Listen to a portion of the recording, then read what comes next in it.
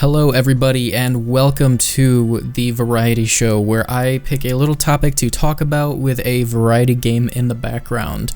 Today you can see there is Trackmania in the background, and Trackmania is actually a competitive racing game that's been around for quite a while, but now it's produced by Ubisoft, Nadeo, and it's a pretty fantastic little game. Like, even just, you can play through it casually, but it is competitive based, so you do have to have some sort of hand-eye coordination to do well. So you'll see me fail many times, but I am playing through the new season, the spring 2022 season here.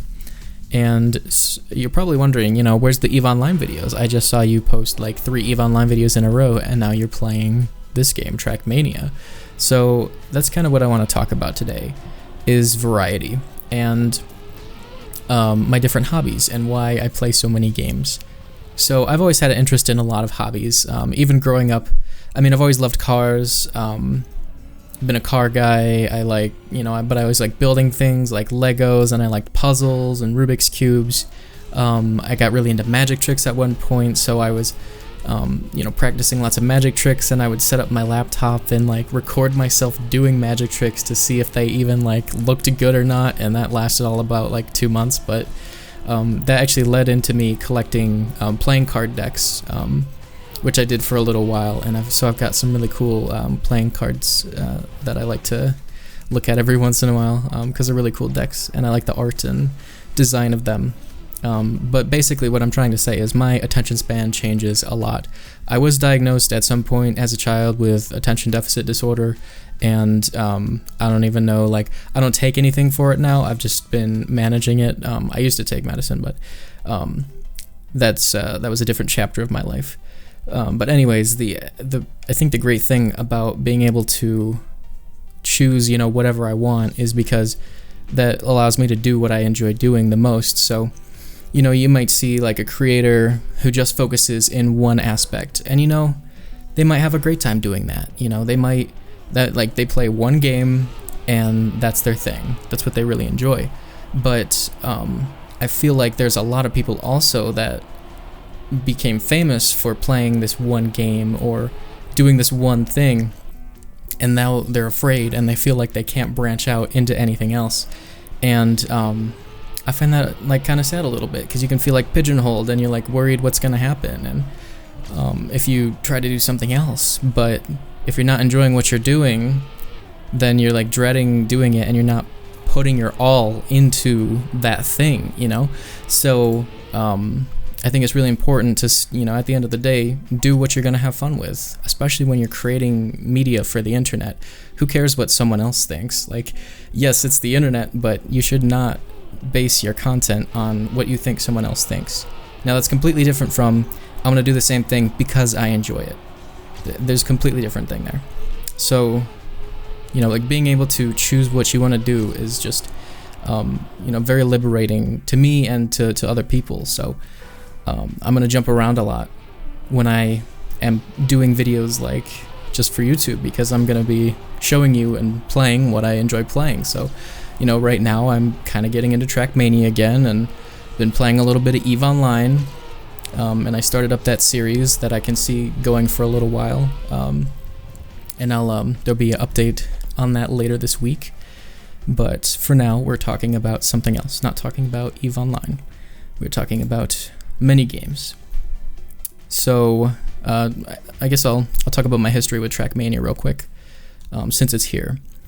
I played it, like when it first came out, probably, I think, on the Ubisoft store. I found it, or like I had heard about it somehow, and I played like one of the very first iterations of Trackmania.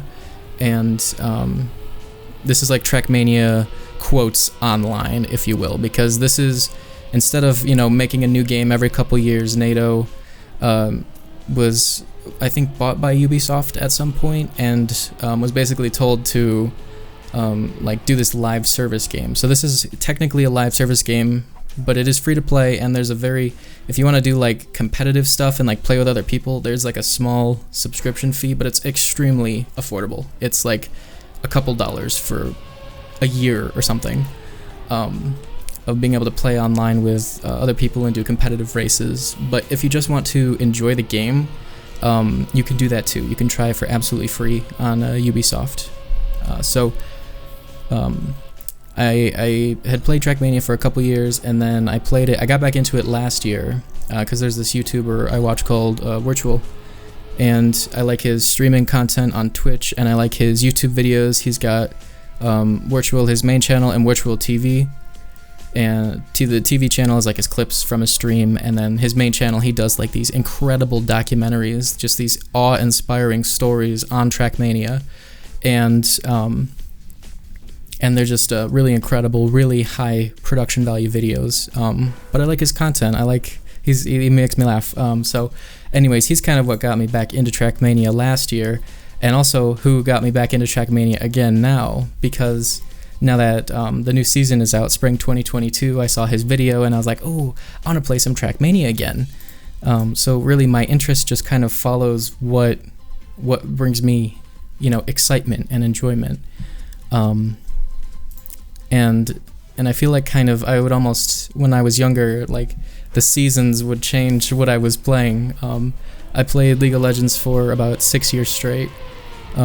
Yeah, it was a time. I was basically through high school and college, and that was basically all I did. Was I would go to school and I would come home and play League of Legends with my friends, and it was a great time. It got me through school, and it treated me well. So.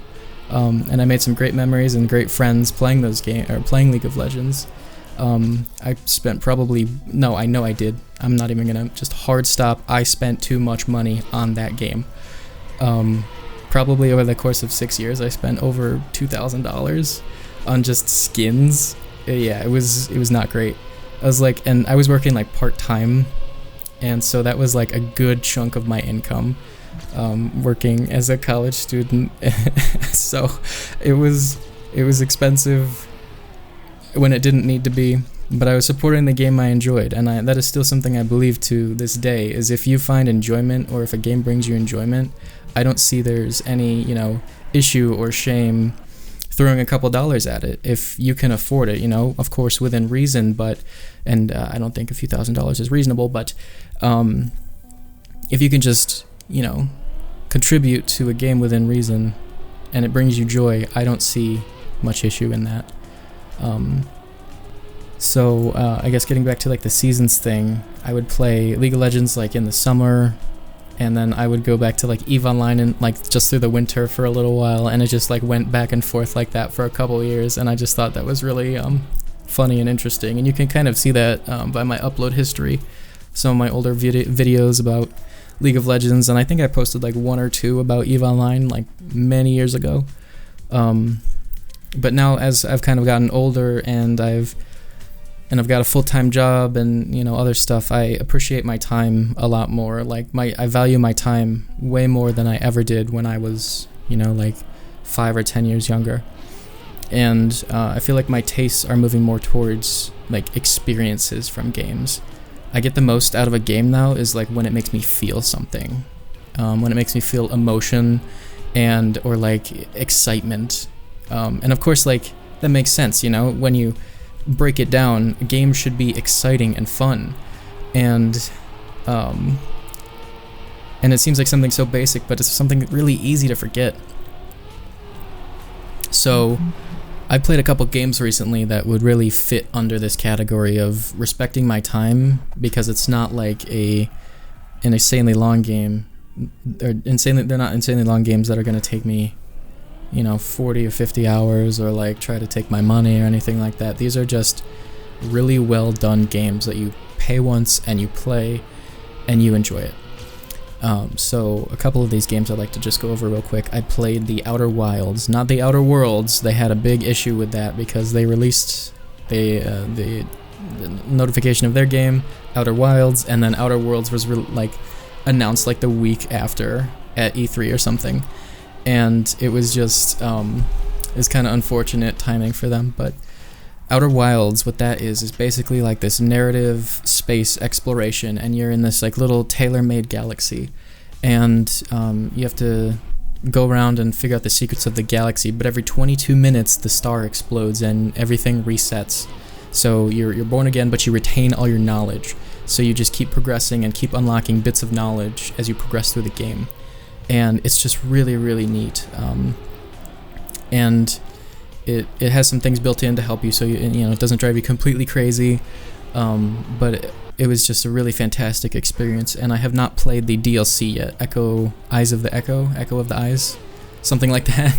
And I have not played that yet, so I will be looking forward to playing that DLC soon. Another game I played recently was Prey, which was that, I forget who published that, but I think Bethesda published Prey, and Prey was really good. It's just basically like you are the scientist who is doing experiments on these alien life forms, and then you are fighting these alien life forms because the station is under attack, but there's some different paths you can choose, and it's just like all the little game systems add up to like a really nice experience, along with the environment and the characters. Everyone is very compelling, and all the voice acting is great, and it really throws you for a loop. It's just a really well made game. And then there's also a DLC called Prey Mooncrash, which is something I would definitely like to play as well, but have not gotten a chance to. I own it, but I just have not played it yet. And then finally, this past winter I played through Doom Eternal, and that was an incredible game. So something interesting is when Doom Eternal first came out, I really wasn't that interested in it. It really, because I had just played Doom 2016, and when I played Doom 2016, I was like, oh, that was so amazing. And then Doom Eternal had just came out, and I booted it up, and it just like, it didn't grab me the same way Doom 2016 did for some reason. I can't really put my finger on it. It was just such a radical change, and I don't know if I was ready for it. It seemed like it got more, I guess almost less mature in a way, because everything was very colorful and just, it felt different.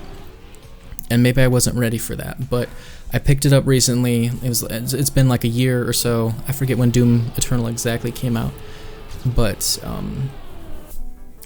about a year later, which was this past winter, I picked it up again, and I had a great time. It was such an incredible playthrough. Nearly 100% of the game, actually. Like, I've gotten all the collectibles in every level. That's my version of 100%ing it.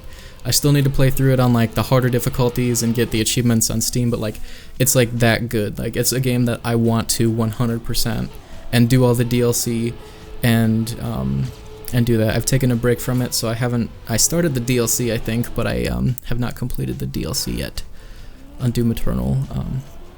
But I guess the overarching theme here is these are all just 3 games that have really impacted me in just like the last 3 to 6 months, and I want to look for more experiences like that. And through my discovery here of like different games and like finding what's good, it's led me more into an interest in video game design and development of games. So I'm a full-time software engineer, so I've of course heard of like people making their own video games and being successful, so that's something that's always interested me.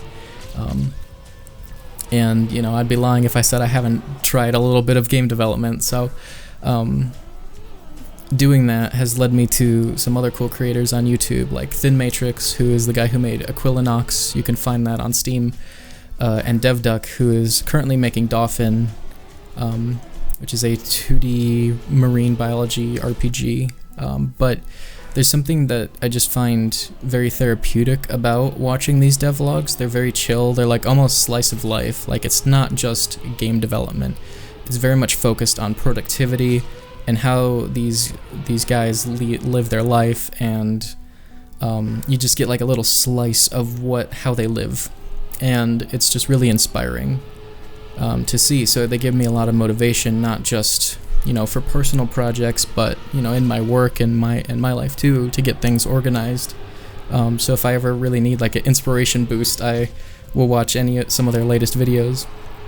I watch them anyway, but I'll go back and watch like old ones that I really liked. But unfortunately, so through my game development exploits, I found out that I was not as talented as these individuals, and I just, for whatever, didn't have the attention span or drive to see a project through. I always had good ideas. Well, I'm gonna take that back. I always had ideas, alright?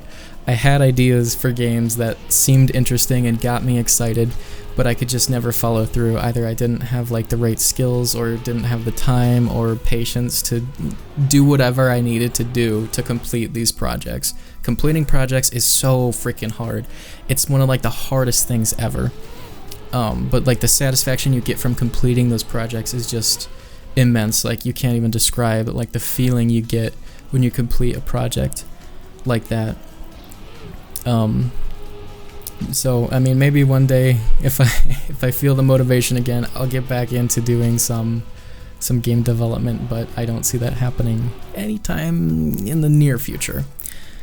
But anyways, all that said, it has just watching these game design people, not game design people, but these individual developers, and studying these good games, or games that people consider good experiences, has like just really interested me overall in just the topic of game design as a whole, and like what makes a good video game good or bad, just from every single aspect, from the art design, the story, the writing, the characters.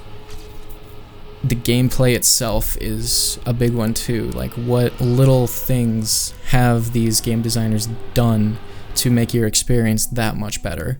Like, and it's things like people take for granted so often, but just like seeing repeated patterns of things that have worked, or seeing improvements in things, just studying different games and understanding what makes them good, I think is just fascinating to me. And so that's what I would really like to do. I want to expand my horizons in playing games and play more that are considered really good. And I'm talking every and all, like everything back from, like Super Nintendo, Nintendo Entertainment System, Sega Genesis, whatever. Just I will try and play anything. And I'm going to focus on more modern stuff, of course, but if it's considered like a must-play game, I want to go and play it at some point in my life. And I'd really like to make a long list of just all these like masterpiece quotes, games, and just do like a personal little look into why they're so amazing and interesting. And you could almost liken that experience to, if you're like traveling and visiting different countries. I know it's kind of like it's completely different, but assuming I don't have the means to go visit every single country in the world, or I'm not in the situation to do that, but I am in the situation to sit at my computer desk for a couple hours, an hour or two, a couple hours a week, to boot up a game and play through it and experience it. And just being able to get an emotional experience out of a piece of media, I think, is something that's just really been intriguing to me lately. I think kind of like as I've matured my tastes and my understanding and appreciation for the work that goes into things, and being able to make like critical analyses of games and just different media has just become like a really interesting topic in my life. So I guess that's kind of why I jump around video games now, and why I want to try a bunch of different things, and just really instead of experiencing, travel the world, experience the world. Yes, I would still love to travel, of course, but I am in the position now to experience media and video games, so that's what I'm gonna do. So I want to thank everyone here for watching. Let me know your thoughts and comments. What are some great games you've played recently? What is intriguing to you? And I'd love to have a little conversation about it. So I want to thank everyone so much for watching. Don't forget to leave a like if you liked the video. And yeah, that's really it. I hope you all have a wonderful, fantastic day. and I will talk to you later.